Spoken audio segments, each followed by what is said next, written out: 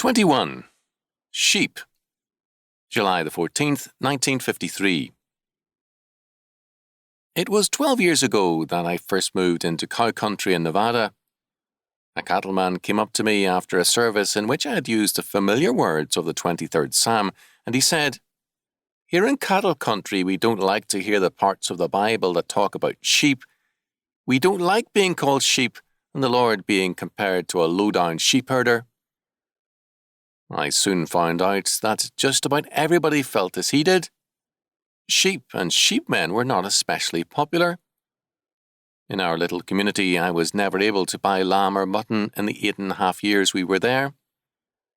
There is nothing unusual in all this. Much earlier in Western history, the sheep and cattle wars divided many a community and often brought considerable bloodshed to an area. An amusing instance of this prejudice was an Indian family in our congregation.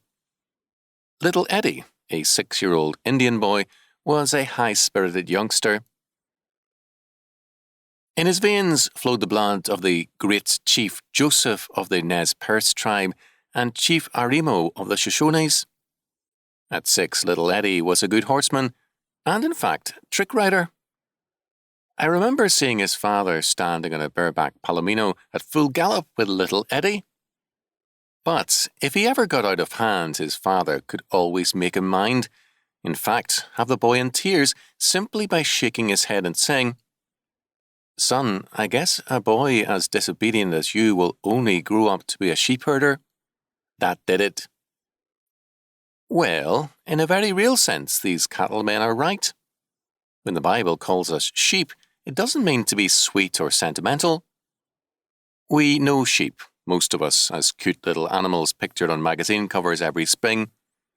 We fail to understand, therefore, that when David said, "The Lord is my shepherd," Psalm 23:1, he knew how low he was rating himself in comparing himself to a sheep.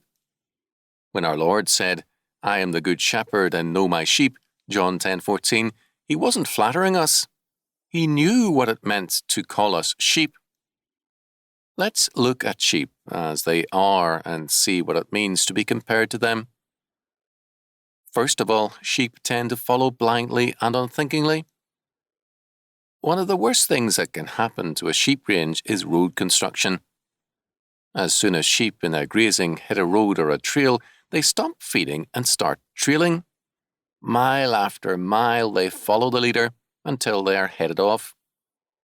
It's all pointless, but it's the very nature of sheep to follow, and to follow blindly.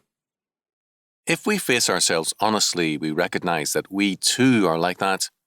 The very fact that we have styles in our clothes indicates that we are sheep-like. We depend upon leaders to determine what we shall wear and hate to be more than slightly out of line in such matters. Styles, fads, fashions all indicate our sheep-like following the leader. Advertising appeals to the sheep in us and depends on it for success. We are like sheep also in that we are easily lost. A horse knows its way home. In a storm, when you are lost and can't see any kind of trail in the whirling snow, if you give your horse a free rein, he will take you home. A dog finds its way too. But God, looking at lost and wayward humanity, could only say, "All we like sheep are gone astray." See Isaiah 53:6. We are like sheep also, in that we have the same affinity for dirt. A cat cleans itself patiently and meticulously. Cows, horses, and pigs roll around on the ground or rub against a fence or tree to clean themselves, but not sheep. Their heavy wool picks up dirt and becomes a grey-brown colour. The matted, dirty wool has an odour which is one of the things cowboys despise most about sheep. Sheep are totally incapable of cleaning themselves. And so, God, looking us over and seeing our inability to change our sinful nature, called us sheep. Sheep also are tender-skinned and easily hurt. The whole of a sheep's life seems to be one hurt after another, and we are all too much the same. Thin-skinned and sensitive, we drift from one hurting experience to another, or run headlong from one trouble into the next. Finally, sheep are dependent animals.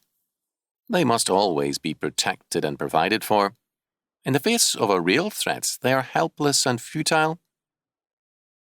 We too, when we face the facts of sin and death, have a like helplessness.